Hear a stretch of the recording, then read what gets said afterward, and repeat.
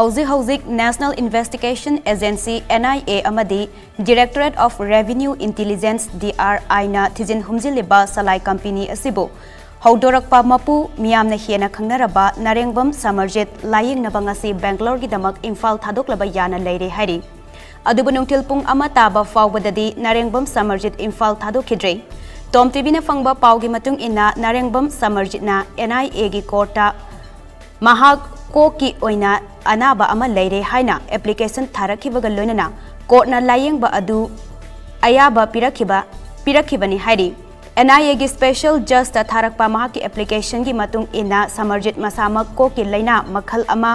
bipolar affective disorder haiba laina asi nare aduna mahak Bangalore gi nimhansta layengjage haina tharakhi maki application asi tha asigi date tha asigi tang kunda NIA judge ta pukhatlaklaba matung special judge RK memsana mahak bell out lerabasu ana layengi oina mahaki satpham thokpadu chatpayani haibagi ayaba pirakre jasna taba raigi matung ina Samarjit Bangalore da Laiyengba chatpagi ayaba pire adubu hek yaubaga Bangalore gi NIA office da report pigadabani amadi mahaki anaba Laiyengba adu tha khudingi report pirakadabani haina order taki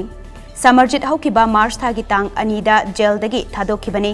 jail dagi thadokpa gi maramna mahaki haksang ngamdabagi matangdani